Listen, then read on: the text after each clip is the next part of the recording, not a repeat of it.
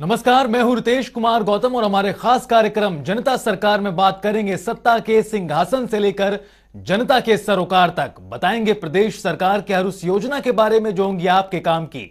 बताएंगे प्रदेश सरकार के उन विकास कार्यों के बारे में जिनका फायदा सीधे आपको हो रहा है। तो अगले 30 मिनट तक बने रहिए हमारे साथ और देखते रहिए जनता सरकार।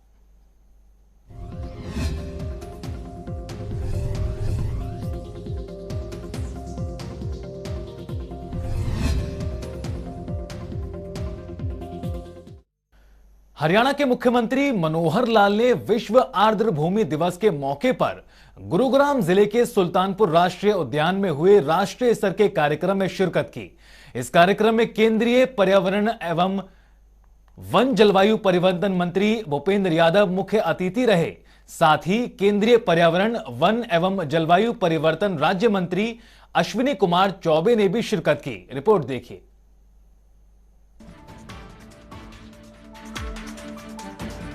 हरियाणा के गुरुग्राम में स्थित सुल्तानपुर राष्ट्रीय उद्यान में विश्व आर्द्र भूमि दिवस यानी कि वर्ल्ड वेटलैंड डे मनाया गया। इस कार्यक्रम में हरियाणा के मुख्यमंत्री मनोहर लाल ने शिरकत की। कार्यक्रम की अध्यक्षता केंद्रीय पर्यावरण वन और जलवायु परिवर्तन मंत्री भूपेंद्र सिंह यादव ने की। वहीं इस दौरान केंद्रीय पर्यावरण वन एवं जलवायु परिवर्तन राज्य मंत्री अश्विनी कुमार चौबे विशेष अतिथि के तौर पर मौजूद रहे। ये कार्यक्रम पर्यावरण वन और जलवायु परिवर्तन मंत्रालय के साथ हरियाणा सरकार की साझेदारी में संपन्न हुआ।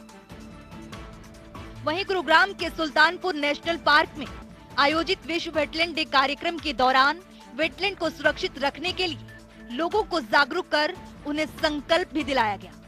इस दौरान भारत सरकार की तरफ से इस कार्यक्रम में देश की 2 झीलों को राष्ट्रीय पक्षी उद्यान का दर्जा भी दिया गया, जो यूपी और गुजरात में है। अब कुल भारत में 47 से बढ़कर 49 राष्ट्रीय पक्षी उद्यान हो गए हैं। वहीं हरियाणा में पर्यटन को बढ़ावा देने पर भी कार्य किया जा रहा है, जिसमें कई स्तर पर काम किया जा रहा है। आपको बता दें कि वेटलैंड को बढ़ावा देने के लिए देश की 49 झीलों को रामसर साइट में शामिल किया गया है।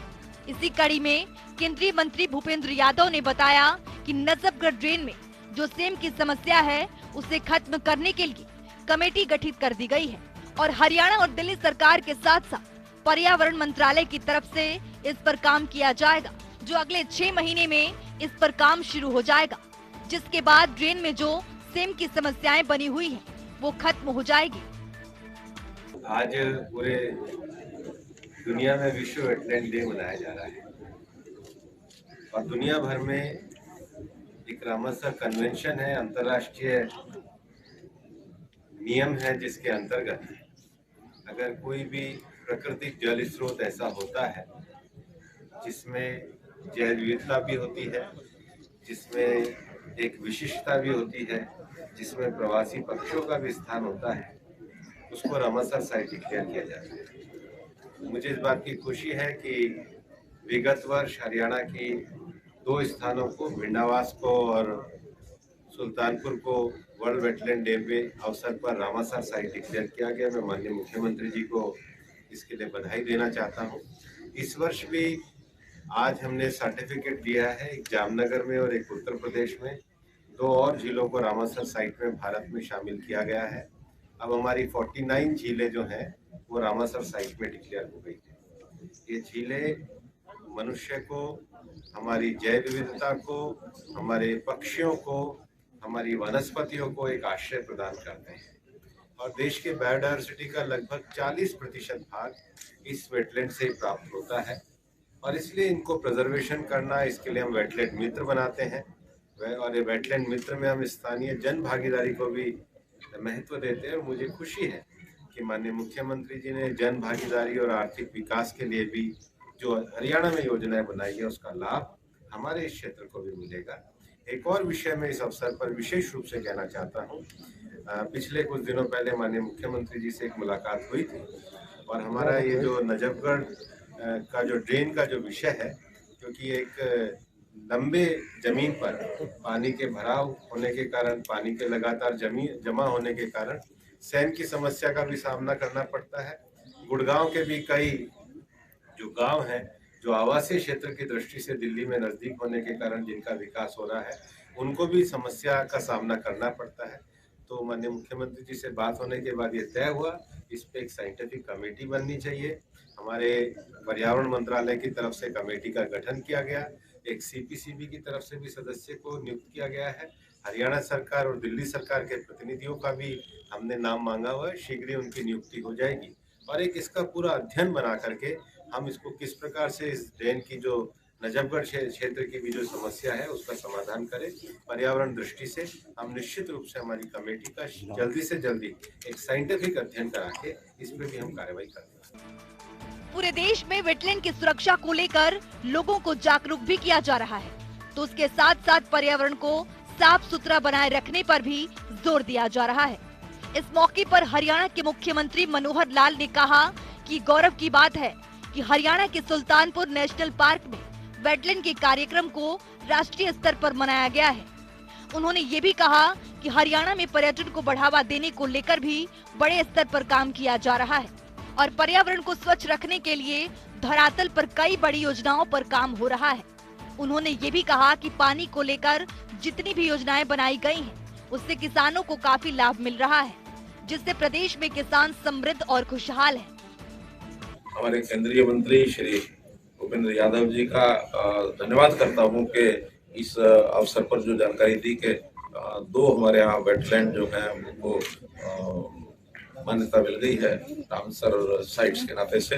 बिंदावास की हमारी लेक है और ये सुल्तानपुर लेक है और हम पर्यावरण के नाते से बहुत से काम और भी कर रहे हैं, चाहे वो वन विभाग की ओर से हो, पर्यावरण की ओर से हो, जल विभाग की ओर से हो, क्योंकि प्रकृति के जो साधन हैं उन सब का उपयोग और सदुपयोग वो सब हम करें और उसका दोहन करें, ना कि उनका शोषण करें। और इस नाते से विशेष तौर पर हमने जो पानी को लेकर के अपनी कई योजनाएं बनाई हैं, जैसा मेरा पानी मेरी विरासत योजना मैंने बनाई, जो कृषि यानी खेती करने वाले लोगों को अपील की कि कम पानी की फसलें वो उगाएं, कैश क्रॉप्स उगाएं, खास करके धान की बजाय अन्य डाइवर्सिफाइड जो फसलें हैं उनको उगाएंगे तो पानी की बचत होगी।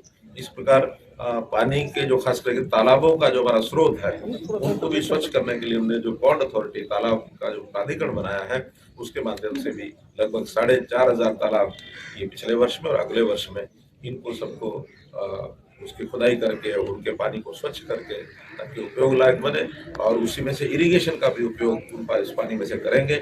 ऐसे बहुत से प्रोजेक्ट हमने किए हैं। और वहीं मुख्यमंत्री मनोहर लाल ने टूरिज्म पर बात करते हुए कहा कि भिंडावास और सुल्तानपुर नेशनल पार्क में हजारों की संख्या में प्रवासी पक्षी आते हैं, जो लोगों के लिए एक पर्यटन के तौर पर बड़ी बात है। साथ ही उन्होंने ये भी कहा कि मोरनी में लेक बनाया गया है, जिससे पर्यटनों को काफी बढ़ावा मिलेगा और लोगों को ठहरने के लिए अच्छे इंतजाम किए गए हैं। टूरिज्म का जैसे आपने विषय निकाला तो हमने पीछे मोरनी क्षेत्र के अंदर लेक हमारी टिकरतार लेक है, वहाँ वाटर स्पोर्ट्स का एक जो सारा कार्य प्रारंभ किया। और इसी प्रकार ये जो दोनों लेक्स हैं यहाँ भी पर्यटक जो आएंगे उनके ठहरने के लिए आवास की दृष्टि से होम स्टे पॉलिसी के अंतर्गत आसपास के गांव में उनको लाभ हो, उनका भी हम रजिस्ट्रेशन करेंगे ताकि जो लोग आए रात्रि को भी यहाँ ठहर सकें और इन सारे क्षेत्रों में पर्यटन के नाते से लोगों को भी लाभ हो। वहीं मुख्यमंत्री मनोहर लाल ने आम बजट को लेकर कहा कि हरियाणा प्रदेश को आम बजट से लाभ मिला है। वहीं उन्होंने ये भी कहा कि कोशिश करेंगे कि प्रदेश में डिजिटल यूनिवर्सिटी आए, क्योंकि हरियाणा प्रदेश डिजिटली बहुत चीजों में आगे बढ़ चुका है। देखिए बहुत हमको लाभ मिला। जैसा मैंने एक सुझाव दिया था कि प्रदेशों को जो है 50 साल का जो ऋण मुक्त यानी ब्याज मुक्त जो ऋण दिया जाता है उसमें बढ़ोतरी करनी चाहिए। 1 लाख करोड़ रुपया उसके अंदर दिया गया है। हमने उसमें से 5,000 करोड़ रुपए की मांग की हुई है। हो सकता है हम उस आंकड़े तक पहुंच जाए, उस आंकड़े तक नहीं भी पहुंचेंगे तो भी जो पिछले वर्ष हमको केवल मात्र 90 करोड़ रुपया ही मिला था, लेकिन 90 करोड़ कहाँ और हमारी हजारों करोड़ रुपए की जो मांग है निश्चित रूप से इसको हम कहीं नहीं तो 2,000 करोड़ का तो अधिकार हमारा बनता है। डिजिटल यूनिवर्सिटी का जो एक आया है उसमें विषय हम कोशिश करेंगे कि हरियाणा क्योंकि डिजिटली बहुत चीज़ों में आगे बढ़ चुका है, हमने अपने सारे रिकॉर्ड्स डिजिटल कर दिए हैं, परिवार पहचान पत्र का विषय बनाया है, ऑनलाइन सब चीज़ें की हैं। तो ऐसे विषयों को लेकर के डिजिटली हम जितना आगे बढ़े हैं हमारा अधिकार बनता है कि हम चाहेंगे। उल्लेखनीय है कि सुल्तानपुर राष्ट्रीय उद्यान गुरुग्राम झज्जर राजमार्ग पर सुल्तानपुर गांव में स्थित है। ये गुरुग्राम से 15 किलोमीटर और दिल्ली से 50 किलोमीटर दूर है। ये 350 एकड़ के क्षेत्र में फैला हुआ है। आपको बता दें कि हरियाणा तालाब और अपशिष्ट जल प्रबंधन प्राधिकरण 23 अक्टूबर 2018 को अधिसूचित हुआ था और इसकी स्थापना के बाद प्राधिकरण ने तालाबों में बहने वाले अपशिष्ट जल को पुनर्स्थापित करने, तालाबों को फिर से जीवंत करने के साथ साथ उपचार और प्रबंधन के लिए कार्य कर रहा है। प्राधिकरण ने 18,751 तालाबों का डेटा इकट्ठा करके पूर्ण डेटा मैनेजमेंट सिस्टम यानी कि PDMM सॉफ्टवेयर के माध्यम से उपलब्ध करवाया है और तालाबों में बहने वाले अपशिष्ट जल को वेटलैंड तकनीकों के माध्यम से उपचारित किया जा रहा है ताकि इन तालाबों का उपयोग मछली पालन, मवेशियों और सूक्ष्म सिंचाई के लिए किया जा सके। मुख्यमंत्री मनोहर लाल के मार्गदर्शन में प्राधिकरण ने वित्तीय वर्ष में अति प्रवाहित तालाबों सहित सभी प्रदूषित तालाबों के जीर्णोद्धार के लिए दूसरे चरण और तीसरे चरण के तहत योजना तैयार की है।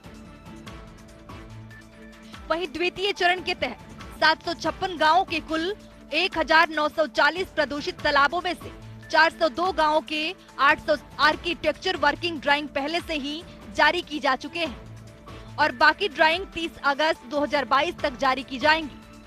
102 तालाबों का काम आवंटित किया जा चुका है और 80 तालाबों पर काम शुरू कर दिया गया है। आगामी मार्च 2022 तक 105 तालाबों पर काम शुरू होने की संभावना है। वहीं तीसरे चरण के तहत यानी वित्त वर्ष 2022 से 23 में 1041 गांवों के 2552 प्रदूषित तालाबों पर योजना बनाई गई है।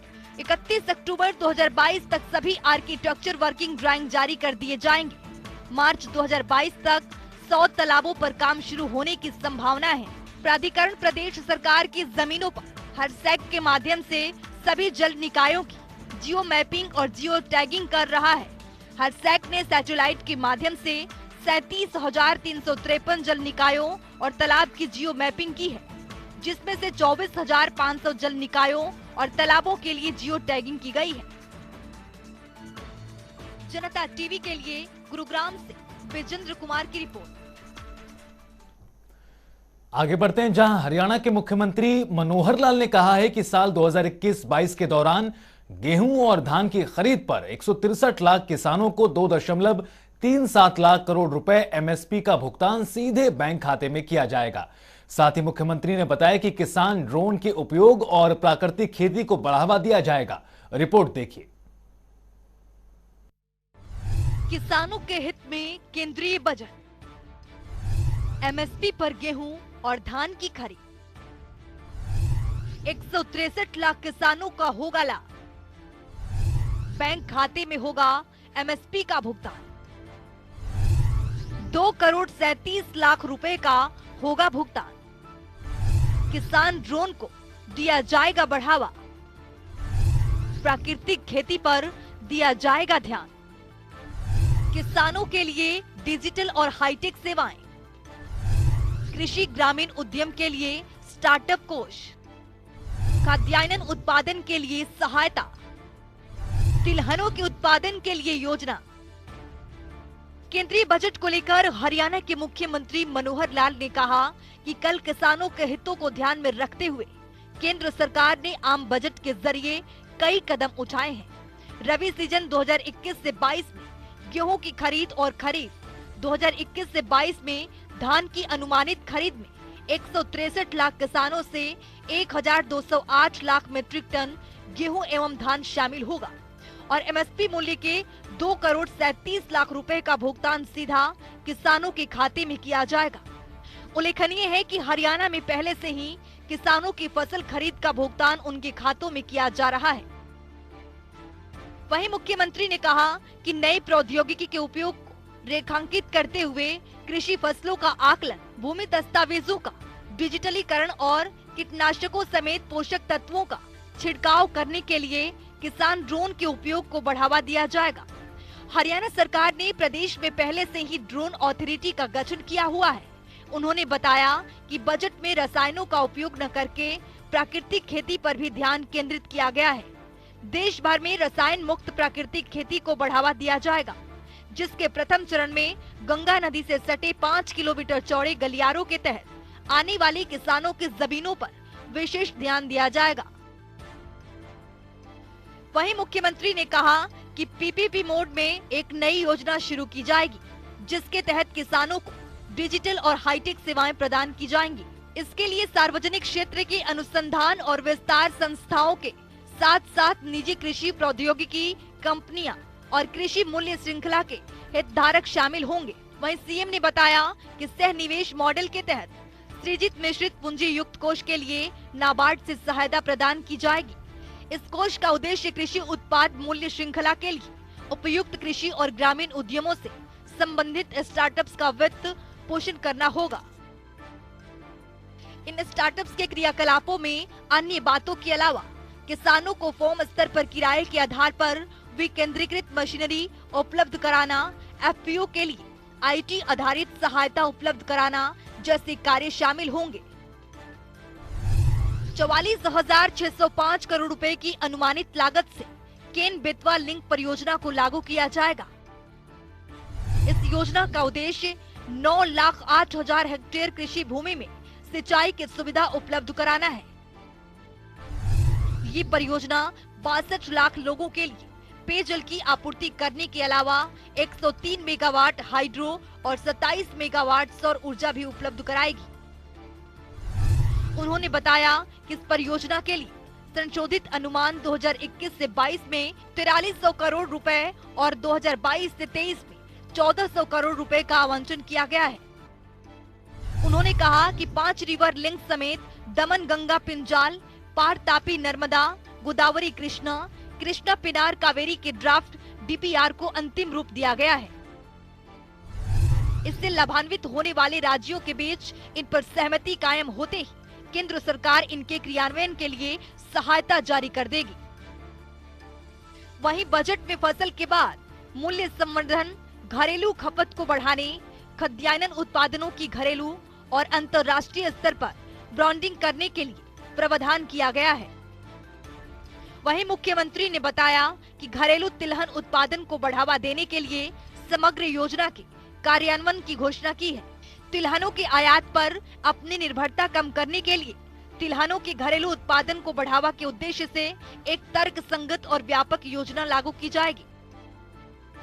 वहीं उन्होंने बताया कि फलों और सब्जियों की उपयुक्त किस्मों को अपनाने और उत्पादन समेत फसल कटाई की यथोचित तकनीकी का प्रयोग करने के लिए किसानों की सहायता करने हेतु केंद्र सरकार राज्य सरकारों की भागीदारी से एक व्यापक पैकेज प्रदान करेगी। उन्होंने कहा कि राज्यों को अपने कृषि विश्वविद्यालयों के पाठ्यक्रमों में संशोधन करने के लिए प्रोत्साहित किया जाएगा, ताकि वे प्राकृतिक जीरो बजट और ऑर्गेनिक कृषि, आधुनिक कृषि, मूल्य संवर्धन एवं प्रबंधन की जरूरतों को पूरा कर सके। जनता टीवी के लिए चंडीगढ़ से पवन सीवर की रिपोर्ट। तो वहीं हरियाणा विधानसभा के अध्यक्ष ज्ञानचंद गुप्ता ने गांवों में शहरों की तर्ज पर सुविधाएं उपलब्ध करवाने की परियोजना का उद्घाटन किया। इस दौरान उन्होंने पंचकुला के 2 गांवों में 72 लाख रुपए के विकास कार्यों की नींव रखी। वहीं गांव कोट में 25 लाख रुपए की लागत से निर्मित सामुदायिक केंद्र और गांव रामगढ़ में 47 लाख रुपए की लागत से निर्मित मिश्रों वाली धर्मशाला का भी उद्घाटन किया। इस मौके पर नगर निगम के महापौर कुलभूषण गोयल भी उपस्थित रहे।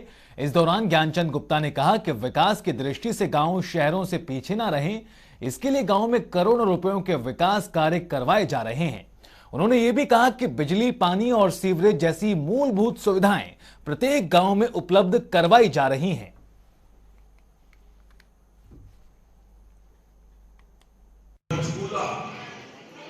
पूरे प्रदेश का पहला जिला बना जिसके अंदर 24 घंटे बिजली हमने यहाँ पर दी है, चाहे वो कोई गांव है चाहे वो शहर। और इससे क्या कि हमारे बच्चों की एजुकेशन के अंदर, पढ़ाई के अंदर जिस प्रकार से आज कंप्यूटर का युग आया है, टेक्नोलॉजी का युग आया है, और उस सब के लिए बिजली की सबसे ज्यादा जरूरत है। तो यदि हमारे पास बिजली 24 घंटे अवेलेबल है, कोई रसोई का भी इंतजाम होना चाहिए। इनका आग्रह हमें हमेशा रहा और आज आप सबके आशीर्वाद से इस धर्मशाला का निर्माण का काम पूरा हुआ है। आप सब लोग बधाई के पात्र हैं। तो वहीं परिवहन मंत्री मूलचंद शर्मा ने शहरी स्थानीय निकाय मंत्री कमल गुप्ता और परिवहन विभाग के प्रधान सचिव नवदीप सिंह विर्क से चर्चा की। इस दौरान परिवहन मंत्री ने कहा कि परिवहन विभाग का पहला लक्ष्य यात्रियों को ज्यादा से ज्यादा सुविधाएं देना है। वहीं परिवहन मंत्री मूलचंद शर्मा ने कहा कि हिसार बस अड्डे को जल्द जाम मुक्त किया जाएगा। इस संबंध में विभाग एक वृहद योजना पर काम कर रहा है, जिसे जल्द अमल में लाया जाएगा। इस संबंध में परिवहन विभाग ने वहां के स्थानीय विधायक और शहरी स्थानीय निकाय मंत्री कमल गुप्ता के साथ बैठक कर भविष्य की योजना बनाई है। इस योजना पर अलग अलग विभागों से चर्चा के बाद शीघ्र काम शुरू किया जाएगा, जिसके बाद उम्मीद है कि हिसार बस अड्डे पर जाम की समस्या से यात्रियों को राहत मिलेगी। वहीं हरियाणा के डिप्टी स्पीकर रणबीर गंगवा ने गन्नौर में प्रेस वार्ता की। इस दौरान उन्होंने कहा कि हरियाणा सरकार किसानों के हित में काम कर रही है। उन्होंने ये भी कहा कि हरियाणा सरकार भावांतर भरपाई के तहत फसल की खरीद कर रही है, ताकि किसानों को ज्यादा से ज्यादा फायदा हो और उनकी फसलों की सही समय पर उचित दाम मिल सके। वहीं उन्होंने बताया कि मुख्यमंत्री मनोहर लाल के नेतृत्व में प्रदेश में ईमानदारी और पारदर्शिता के साथ काम किया जा रहा है, ताकि प्रदेश के किसान खुशहाल और समृद्ध हो सकें। जहाँ तक किसानों की बात है, मैं समझता हूँ कि अगर जिस तरीके से जो इस मौजूदा सरकार ने जो कार्य किए हैं, सबसे ज़्यादा अगर किसी फील्ड के अंदर काम हुआ है तो एग्रीकल्चर फील्ड के अंदर हुआ है, जहाँ किसानों को सेंट्रल गवर्नमेंट की तरफ से एमएसपी गेहूं और धान पे दी जाती है। वहीं हरियाणा सरकार जो है भावांतर भरपाई के तहत, चाहे वो बाजरा की खरीद हो, चाहे मूंगफली की हो, सूरजमुखी हो, और इसके साथ साथ सब्जियों पर भी जो है भावांतर भरपाई के तहत किसानों के भरपाई करने के लिए उनको फसल जो है खरीद की जा रही है। ऐसा किसी भी और स्टेट के अंदर नहीं है, चाहे हमारा पड़ोसी स्टेट पंजाब है, चाहे राजस्थान के अंदर कांग्रेसी सरकारें हैं, लेकिन कहीं भी ना तो बाजरा खरीदा जाता, ना धान और गेहूं के अलावा कोई और फसल खरीदी जाती। हरियाणा सरकार पहली ऐसी सरकार है जो सब्जियों पे भी, फल पे भी भावांतर भरपाई के तहत किसानों का ज़्यादा मूल्य मिले, ये सुनिश्चित करने के लिए उसका खरीद करने का काम कर रही है। सभी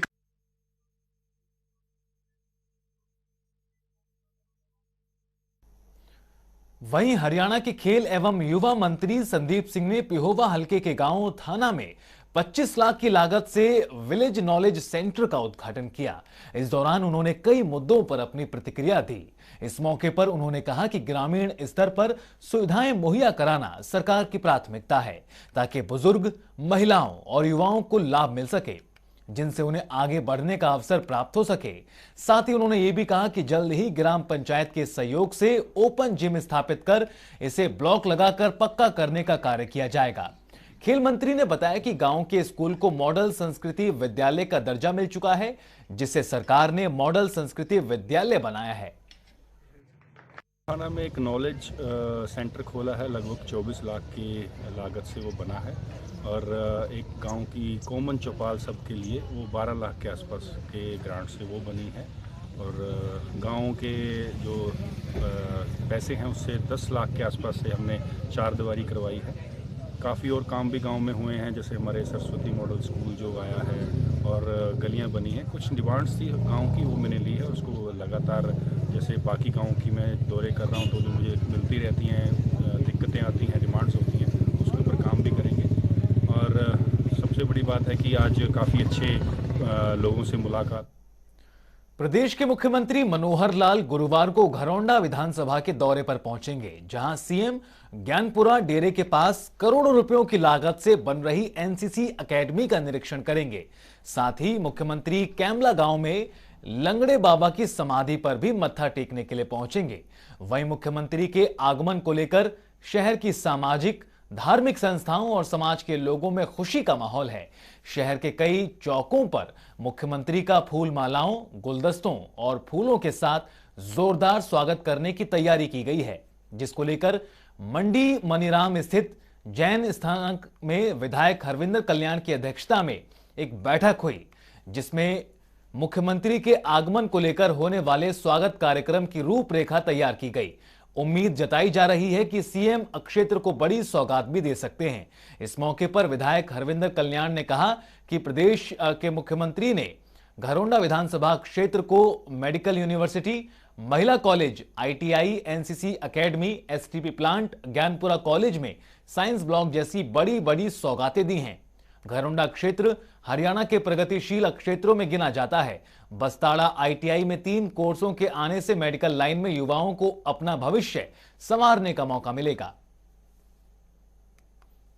माननीय मुख्यमंत्री मनोहर लाल जी समय समय पर प्रदेश में अलग अलग क्षेत्रों में दौरा करते रहते हैं और अपने विधानसभा क्षेत्र में भी उनका अक्सर आना होता है और साथ साथ में अन्य विधानसभाओं में भी मुख्यमंत्री जी दौरा करते रहते हैं। तो कल माननीय मुख्यमंत्री जी घरोंडा विधानसभा में कुछ समय उन्होंने दिया है और कुछ गांवों में उनका जाना होगा।